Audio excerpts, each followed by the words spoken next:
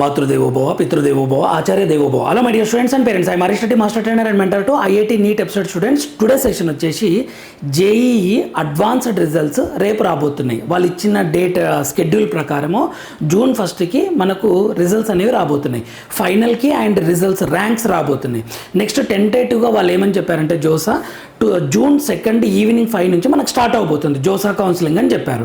So రేపు results విడుదల చేస్తే తర్వాత వాళ్ళు షెడ్యూల్ ఇస్తారు వెరీ క్లియర్గా, దాన్ని బట్టి మూవ్ అవ్వచ్చు మనం. సో ఆ షెడ్యూల్ వచ్చిన తర్వాత నేను మరొక వీడియో చేస్తాను. అయితే రిజల్ట్ వచ్చిన తర్వాత అసలు స్టెప్స్ ఏంటి, ఎలా రిజిస్ట్రేషన్ చేసుకోవాలి ఏంటి అనేది ఒక క్లియర్ పిక్చర్ ఇవ్వబోతున్నాను my dear students and parents. Last వరకు చూడండి. జేఈ అడ్వాన్స్డ్ రిజల్ట్స్ 2026 జూన్ 1కి వస్తాయి. 99% రేపు విడుదల చేస్తారు, no doubt. June 2 JoSAA counselling start అవుతుంది వాళ్ళు అన్నదాని ప్రకారం. ఆఫ్టర్ రిజల్ట్స్ స్టెప్స్ ఏంటి, రిజిస్ట్రేషన్ ఎలా చేసుకోవాలో ఎక్స్ప్లెయిన్ చేస్తాను. అయితే బోనస్ మార్క్స్ యాడ్ అవుతాయా కావా, బోనస్ మార్క్స్ యాడ్ అవుతాయా కావా, కొన్ని క్వశ్చన్స్ ఛాలెంజ్ చేశారు కదా అని చాలామంది పేరెంట్స్ టెన్షన్ పడుతున్నారు. క్లియర్ పిక్చర్ అయితే లేదు, కానీ ఫిజిక్స్లో 3 to 4 questions, maths, chemistry questions challenging వెళ్ళాయంట కదా సార్ అంటే నేనైతే 100% వస్తాయని చెప్పను. బట్ పాసిబిలిటీ ఉంటే ఒకవేళ 2 to 3 మార్క్స్ యాడ్ కావచ్చు. ఇది మాత్రం ఈ స్టేట్మెంట్ ఫిక్స్ అని మాత్రం అనుకోకండి. పాసిబిలిటీ ఉంటే ఖచ్చితంగా వాళ్ళు ఫైనల్కి ఇలా డైరెక్ట్గా ఫైనల్కి ఇచ్చేస్తారు, నెక్స్ట్ ర్యాంక్స్ విడుదల చేస్తారు, అంతే. ఇక వాళ్ళు ఇచ్చిందే ఫైనల్ అనమాట. ఒకవేళ అదృష్టం బాగుండి మార్కులు పెరిగితే ఫిజిక్స్లో ఒక క్వశ్చన్ ఖచ్చితంగా యాడ్ అవుతాయి అని అంటున్నారు, కెమిస్ట్రీ 3 మార్క్స్ యాడ్ అయ్యే ఛాన్స్ ఉంది అంటున్నారు. సో ఇలా ఏమేమో ఉంది న్యూస్. సో ఫైనల్కి ఇచ్చి ర్యాంక్ ఇచ్చిండ్రా అది ఫైనల్ అనమాట. ఫర్ బెస్ట్ మంచి ఆశిద్దాం, మార్క్స్ కొంచెం పెరిగితే బాగుండు మన తెలుగు స్టేట్ స్టూడెంట్స్కి, ఎస్పెషల్గా తెలంగాణ ఆంధ్రప్రదేశ్ విద్యార్థులకు పెరిగితే బాగుండని మనమైతే కోరుకుందాం. ఓకే, ఇది నెక్స్ట్ సర్టిఫికేట్ ఫార్మాట్స్ కూడా చాలా important my dear students and parents. అందరూ ఎస్సీ కానీ ఎస్టీ కానీ తర్వాత ఓబీసీ సెంట్రల్ ఫార్మేట్లో తీసుకోవాలి. జోసా వెబ్సైట్లో వెరీ క్లియర్ ఇస్తారు. 2026 ఇంకా రేపు నాకు తెలిసి రేపు ఓపెన్ చేస్తారు అనుకుంటా వాళ్ళు. సో 2025 చూస్తే మీకు అర్థమవుతుంది, వెరీ క్లియర్గా వెబ్సైట్లో ఇస్తారు. ఎస్సీ ఫార్మేట్, ఎస్టీ ఫార్మేట్ ఇలా వెరీ క్లియర్గా ఉంటుంది. అదే తీసుకోవాలి, సెంట్రల్ ఫార్మేట్ తీసుకోవాలి. మీరు స్టేట్ ఫార్మేట్ తీసుకోవద్దు. మీకు డౌట్ ఉంటే మీ దగ్గర ఉన్న మీ సేవలను అడగండి. ఓకేనా, ఇది స్టేట్ ఫార్మేటా సెంట్రల్ ఫార్మేట్ అని వాళ్ళకి తెలుస్తుంది, క్లియర్గా చెప్తారు వెరీ క్లియర్గా. ఓకేనా, మీరు లేదంటే గూగుల్లో కొట్టినా తెలుస్తుంది మనకు జోసా సెంట్రల్ ఫార్మేట్ అంటే. ఆ ఫార్మేట్లో మాత్రమే తీసుకోవాలి సర్టిఫికేట్స్. ఓకేనా, మీరు స్టేట్ ఫార్మేట్ తీసుకొని అది యాక్సెప్ట్ చేస్తారని మాత్రం అనుకోకండి, యాక్సెప్ట్ చేయరు. సో దీని గురించి నేను చెప్తా వీడియో. సో ఇక్కడ స్టెప్స్ వచ్చేసి నేను ఆల్రెడీ ఒక వీడియో చేశాను, స్టార్టింగ్ నుంచి లాస్ట్ వరకు అని ఒక వీడియో చేశాను. JEE mains advance 2026 counselling steps అని వెరీ క్లియర్గా చేశాను, జోసా అండ్ సీసాబ్ అని. ఒకసారి ఆ వీడియో చూడండి. ఆ వీడియోలో ఏం చెప్పాను అంటే ఇక్కడ JoSAA joint seat allocation authority, CSAB అంటే clear central seat allocation board అని చెప్పేసి వెరీ క్లియర్గా నేను ఎక్స్ప్లెయిన్ చేశాను. ఇప్పుడు మనకి యూస్ఫుల్ పాయింట్ చెప్తా చూడండి. మనకి ఇప్పుడు స్టెప్స్ ఎలా ఉన్నాయంటే ఇంటర్మీడియట్ అయిపోయింది, రిజల్ట్ వచ్చింది, జేఈ మెయిన్స్ అయిపోయింది, ర్యాంక్స్ వచ్చాయి, అడ్వాన్స్డ్ అయిపోయింది, ఇప్పుడు ప్రొవిజనల్ మనకు రెస్పాన్స్ షీట్స్ వచ్చాయి, ఇప్పుడు ఫైనల్కి ర్యాంక్ రావాలన్నమాట. ఆ స్టెప్ దగ్గర ఉన్నాం. సరే, ర్యాంక్స్ వచ్చిన తర్వాత ఏం జరుగుతుందో చూద్దాం. ఇప్పుడు ర్యాంక్స్ వచ్చిన వెంటనే వాళ్ళు ఏం చేస్తారు, రిజిస్ట్రేషన్ చేసుకోమని ఒక ఫుల్ షెడ్యూల్ ఇస్తారు. ఇక్కడ మీకు డౌట్, ఇది మీకు యూస్ఫుల్ అవుతుంది, ఇప్పుడు చెప్తా చూడండి. రిజిస్ట్రేషన్ ఎలా చేసుకోవాలి, ఫస్ట్ ₹1 కూడా ఎవరికి పే చేయాల్సిన అవసరం లేదు. ఫస్ట్ పాయింట్, ₹1 కూడా పే చేయాల్సిన అవసరం లేదు. తర్వాత ఏమైనా సర్టిఫికేట్స్ అప్లోడ్ చేయాలంటే రేపు ఎటువంటి రిజిస్ట్రేషన్ కోసము ఎటువంటి సర్టిఫికేట్స్ అప్లోడ్ చేయాల్సిన అవసరం లేదు. ఎందుకు లేదు సార్ అంటే మీ అప్లికేషన్ నెంబర్ కొడితే ఆ రిజిస్ట్రేషన్ ప్రాసెస్ అంటే ఏంది, రిజిస్ట్రేషన్ ప్రాసెస్ అంటే మీ బేసిక్ డీటెయిల్స్ ఫిల్ చేయడం అనమాట. మీ అప్లికేషన్ నెంబర్ కొట్టిన వెంటనే మీ డీటెయిల్స్ అన్నీ వాళ్ళ దగ్గర ఉంటాయి ఆల్రెడీ. ఎందుకంటే అప్లై చేసేటప్పుడు మీరు డీటెయిల్స్ ఇచ్చింటారు కదా, ఆ డీటెయిల్స్ అన్నీ వాళ్ళ దగ్గర ఉంటాయి. ఆ ర్యాంక్కి తగ్గట్లు మీకు సీట్ వచ్చిన తర్వాత సర్టిఫికేట్స్ అప్లోడ్ కానీ ఫీజు కానీ కట్టొచ్చు అనమాట. సో మీరు ఫస్ట్ ఈ టెన్షన్ తీసుకోకండి, డబ్బులు ఏమైనా పే చేయాలా, తర్వాత ఏమైనా సర్టిఫికేట్స్ అప్లోడ్ చేయాలా రిజిస్ట్రేషన్లా అనే టెన్షన్ తీసుకోకండి. ఓకేనా, ఇప్పుడు స్టెప్స్ ఎలా ఉంటాయి చూడండి. రిజిస్ట్రేషన్ చేసుకోమంటారు వాళ్ళు, మనకు క్లియర్గా అనిపిస్తే నేను చూపిస్తుంది. ఎంత క్లియర్ ఇస్తారంటే షెడ్యూల్, ఈ రోజు రిజిస్ట్రేషన్ చేసుకోండి, ఈ రోజు నుండి ఈ రోజు వరకు, ఈ రోజు నుండి ఈ రోజు వరకు రిజిస్ట్రేషన్ చేసుకొని వెబ్ ఆప్షన్స్ ఇవ్వండి, తర్వాత మాక్ అలాట్మెంట్ ఈ రోజు వస్తుంది, తర్వాత ఫైనల్ అలాట్మెంట్ ఈ రోజు వస్తుంది, ఈ రోజు వచ్చిన తర్వాత సర్టిఫికేట్లు ఈరోజు అప్లోడ్ చేయండి, ఫీజు ఇది కట్టండి అని ఇంత క్లియర్గా ఇస్తారనమాట. అది మీకు క్లియర్గా మన ఛానల్ అప్లోడ్ చేస్తాను. మన ఛానల్ ఎటువంటి మెంటర్షిప్ లేదు, ఎటువంటి రూపాయి కూడా అవసరం లేదు. తెలుసుకొని తెలిసినది మీకు మన దగ్గర మనం డిస్కస్ చేసుకుందాం, ఓకేనా. సో ఎలా రిజిస్ట్రేషన్ చేసుకోవాలంటే మనకు అక్కడ క్లియర్గా బాక్సెస్ కనిపిస్తాయి, స్టూడెంట్ యాక్టివిటీ అని వెరీ క్లియర్గా స్టూడెంట్ యాక్టివిటీ కొడతాం. తర్వాత next registration, new registration click చేస్తాం. ఇక్కడ బేసిక్ డీటెయిల్స్ ఫిల్ చేయాలి, అంటే జేఈ మెయిన్స్ అప్లికేషన్ నెంబర్ కానీ అడ్వాన్స్డ్ అప్లికేషన్ నెంబర్ కానీ. ఇక్కడ కొద్దిమంది కన్ఫ్యూజ్ అవుతారు, సార్ నా దగ్గర జేఈ మెయిన్స్ అప్లికేషన్ అడ్వాన్స్డ్ది కూడా ఉంది కదా అంటే ఏది కొట్టినా ఏం కాదు, ఎందుకంటే ఏది కొట్టినా జోసా వాళ్ళే కదా కండక్ట్ చేసేది. సార్ నేను అడ్వాన్స్డ్ రాసిన సార్ అంటే అడ్వాన్స్డ్ అప్లికేషన్ నెంబర్ కొట్టు, లేదు సార్ నేను జేఈ మెయిన్స్ రాసిన అడ్వాన్స్డ్ రాయలేదు సార్ అంటే జేఈ మెయిన్స్ అప్లికేషన్ నెంబరే కొట్టు. ఓకే, మీ అవి ఉంటాయి కదా లాగిన్ ఐడి, అవే ఎంటర్ చేయి, నో ప్రాబ్లం, ఏ టెన్షన్ లేదు, ఓకేనా. లేదు సార్ నేను అడ్వాన్స్డ్ రాసిన కానీ నేను జేఈ మెయిన్స్దే ఎంటర్ చేయొచ్చు అంటే చేయొచ్చు, నో ప్రాబ్లం. తర్వాత మీ పాస్వర్డ్, తర్వాత మీ name, parent details, mobile number, date of birth రాసి ఒక కొత్త పాస్వర్డ్ అయితే క్రియేట్ చేసుకోవాల్సి ఉంటుంది. అక్కడ క్లియర్ ఇస్తారు క్రియేట్ న్యూ పాస్వర్డ్ అని.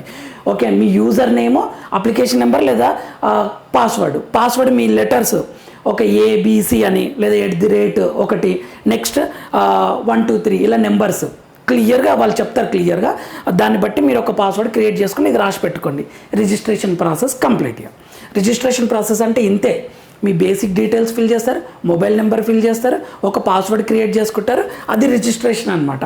ఇక మీరు ఎంటర్ కావడానికి ఈ పాస్వర్డ్ యూజ్ చేయాలి. ఈ పాస్వర్డ్ లేకుండా మొబైల్ నెంబర్కి ఓటీపీస్ వస్తుంటాయి, మొబైల్ నెంబర్ కూడా ఫిక్స్డ్ పెట్టుకోండి, ఓకేనా మై డియర్ స్టూడెంట్స్. అయితే ఇక్కడ కొద్దిమందికి డౌట్, సార్ నేను అడ్వాన్స్డ్ అసలు క్వాలిఫై కాలేదు, నేను జేఈ మెయిన్స్ మాత్రమే, నాకు జేఈ మెయిన్స్ ర్యాంకే ఉంది, నేను అప్లై చేసుకోవచ్చా అని. చేసుకోవచ్చు, no doubt, any rank student చేసుకోవచ్చు, ఎనీ ర్యాంక్, ఏ ర్యాంక్ స్టూడెంట్ అయినా జోసా చేసుకోవచ్చు. అడ్వాన్స్డ్ ర్యాంక్ వస్తే బెనిఫిట్ ఏంటి అంటే ఐఐటికి ఆప్షన్స్ కనిపిస్తాయి అనమాట. అడ్వాన్స్డ్ ర్యాంక్ వస్తే సార్ నేను ఐఐటి అడ్వాన్స్డ్ రాసిన బట్ నాకు ర్యాంక్ రాలేదు సార్ అని అంటే కొద్దిమంది సిచ్యువేషన్. నీకు జేఈ మెయిన్స్ ఉంది కదా, జేఈ మెయిన్స్కి ఎన్ఐటి, ట్రిపుల్ జిఎఫ్టీ పెట్టుకోవచ్చు. అడ్వాన్స్డ్ ర్యాంక్ ఉంటే ఐఐటీస్ కనిపిస్తాయి, నీకు 23 ఐఐటీలు ఉన్నాయి కదా, ఆ 23 ఐఐటీలు పెట్టుకోవచ్చు. అడ్వాన్స్డ్ ర్యాంక్ లేకుంటే ఆ 23 ఐఐటీలు కాకుండా మిగిలినవి కనిపిస్తాయి, ఎన్ఐటి, ట్రిపుల్ జిఎఫ్టీలు కనిపిస్తాయి అనమాట. ఎనీ ర్యాంక్ స్టూడెంట్ అప్లై చేసుకోవచ్చు. అడ్వాన్స్డ్ అంటే ఐఐటి ప్లస్ ఎన్ఐటి, ట్రిపుల్ జిఎఫ్టీలు కనిపిస్తాయి. అడ్వాన్స్డ్ ర్యాంక్ లేకుంటే ఓన్లీ ఎన్ఐటి, ట్రిపుల్ జిఎఫ్టీలు మాత్రమే కనిపిస్తాయి అనమాట. ఇది రిజిస్ట్రేషన్ ప్రాసెస్, ఇది మీకు యూజ్ అవుతుంది. ఇంకా కొద్దిమంది ఎవరైనా కొత్తగా చూస్తుంటే ఈ వీడియో స్టెప్స్ ఎలా ఉంటాయో చెప్తా చూడండి లాస్ట్ వరకు. ఇప్పుడు మనం జోసా కౌన్సిలింగ్ స్టార్ట్ అయింది అనుకుందాం, రిజిస్ట్రేషన్ ప్రాసెస్ ఎక్స్ప్లెయిన్ చేస్తాం. ఇప్పుడు రిజిస్ట్రేషన్ ఎలా చేసుకోవాలని, ఓకే మొబైల్లో చేసుకుంటాం. ఓకే, వెబ్ ఆప్షన్స్ ఇచ్చుకోవాలి. వెబ్ ఆప్షన్స్ ఇచ్చుకోవడానికి ఏమేమి ఉన్నాయి సార్ అంటే 23 ఐఐటీలు ఉన్నాయి, 31 ఎన్ఐటీలు ఉన్నాయి, 26 ట్రిపుల్ ఐటీలు ఉన్నాయి, 47 జిఎఫ్టీలు ఉన్నాయి, ఒకటి ఐఐఎస్టి షిప్పూర్ ఉంది. మొత్తం 128, 2025లో 128 కాలేజెస్ ఉన్నాయి, ఇన్వాల్వ్ అయినాయి. ఈసారి మనకు తెలుసు 9 యాడ్ అవుతున్నాయి, మొత్తం 9 యాడ్ అవుతున్నాయి, ఎక్స్ట్రా 137 అయినాయి. మీ చేతిలో ఇప్పుడు 137 ఉంటాయి కాలేజీలు, IIT, NIT, triple GFT, central, ఇవన్నీ కలిపితే మనకు 137 అనమాట, ఎక్స్ట్రా 9. ఇది చాలా మందికి తెలుసు, ఎవరైనా కొత్త వింటుంటే నోట్ చేసి పెట్టుకోండి. 137, ఈ 137 కాలేజీలకు మీరు ఆప్షన్స్ ఇచ్చుకోవాలి. 137 కాలేజీలో ఫర్ ఎగ్జాంపుల్ అన్ని కాలేజీలు పెట్టుకుంటా సార్, అన్ని బ్రాంచులు పెట్టుకుంటా అంటే ఒక్కొక్క కాలేజీలో 10 బ్రాంచులు ఉన్నాయి అనుకోండి, 137 × 10 ఎంత అవుతుంది, 1370 ఆప్షన్స్ ఇచ్చుకోవచ్చు. సింపుల్ చెప్తే బ్రాంచెస్ ఎన్ని ఉన్నాయి, ఏమేమి ఐఐటీలు, ఏమేమి ఎన్ఐటీలు, ఏమేమి ట్రిపుల్ ఐటీలు, ఇవన్నీ నెక్స్ట్ ఒక వీడియోలు చేస్తాం. సో ఇక్కడ మనం వెబ్ ఆప్షన్స్ ఇచ్చుకోవాలి. వెబ్ ఆప్షన్స్ ఇచ్చుకునేటప్పుడు అడ్వాన్స్డ్ ర్యాంక్ ఉంటే ఐఐటి, ఎన్ఐటి, ట్రిపుల్ జిఎఫ్టీలు కనిపిస్తాయి. అడ్వాన్స్డ్ ర్యాంక్ లేకుంటే అప్పుడు ఏమవుతుందంటే ఎన్ఐటి, ట్రిపుల్ జిఎఫ్టీలు మాత్రమే కనిపిస్తాయి. చెప్పాను కదా క్లియర్గా. దీని తర్వాత ఏం చేస్తాము, చాయిస్ ఫిల్లింగ్ ఇచ్చుకుంటాం. బాగా ఇష్టమైన పైన ఇచ్చుకుంటాం, మీ ర్యాంక్ ఎంత అన్నా రాని, ఆల్ ఇండియా ఫస్ట్ ర్యాంక్ అన్నా రాని, లాస్ట్ ర్యాంక్ అన్న ఉండని. మీరు లాస్ట్ ర్యాంక్ వచ్చిన స్టూడెంట్ కూడా నాకు ఐఐటి బాంబే కావాలని కోరుకుంటాడు, ఫస్ట్ ర్యాంక్ వచ్చిన స్టూడెంట్ కూడా నాకు ఐఐటి బాంబే లేదా చెన్నై కావాలని కోరుకుంటాడు కదా. మీకు బాగా ఇష్టమైన పైన పెట్టండి, వస్తుందా రాదా పక్కన పెట్టండి. వస్తుందా రాదా పక్కన పెట్టండి. అడగడం వాళ్ళు ఏం చెప్తారంటే, జోసా ఇగో బాబు మీకు ర్యాంక్ వచ్చింది, మీ ర్యాంక్ మీకు ఏ కాలేజ్ కావాలో మీరు కోరుకోండి అంటారనమాట. వాళ్ళు అవకాశం ఇచ్చినప్పుడు మనం ది బెస్ట్ కోరుకోవాలి కదా, అవకాశం ఉంటే అదే ఇస్తారు. సో హై ప్రయారిటీ కాలేజెస్ పైన పెడతాం, లో ప్రియారిటీ కాలేజెస్ కింద పెడతాం. మొత్తం ఎన్ని 137 కాలేజీల పెట్టేస్తాం, మొత్తం ఇలా అన్నీ పెట్టేస్తాం అనమాట. ఓకేనా, మీకు అదృష్టం బాగుండి ఎవ్వరు పెట్టుకోకపోతే మంచి కాలేజే వస్తుంది. లేదు అందరు యాజ్ యూజువల్ అందరూ హై టాప్ కాలేజెస్ తీసుకుంటే మీ ర్యాంక్కి ఏం సెట్ అయితే అది వస్తుంది. దీని మీద నేను క్లియర్గా వీడియోస్ చేస్తాను, వెబ్ ఆప్షన్స్ ఎలా పెట్టాలి అని. ఓకే, వెబ్ ఆప్షన్స్ పెట్టినాక ఆఫ్టర్ 4-5 డేస్ తర్వాత ఏమైతే మాక్ అలాట్మెంట్ వస్తుంది. ఇగో మీరు పెట్టిన దానికి ఈ కాలేజ్ వచ్చింది, ఇది ట్రయల్, ఓన్లీ ట్రయల్. మాక్ అలాట్మెంట్ అనేది ట్రయల్ అనమాట. మాక్ అలాట్మెంట్ అని ట్రయల్ చూపిస్తారు. ఇగో నువ్వు పెట్టింది దీనికి వస్తుంది, నీకు ఇష్టమైతేనేమో కంటిన్యూ చేసుకో, అదే పెట్టు, ఏమైనా చేంజ్ చేసుకునేదంటే చేంజ్ చేసుకో అని చెప్తారు. మళ్ళీ ఒక 2-3 రోజుల తర్వాత మాక్ అలాట్మెంట్ 2 ఇస్తారు.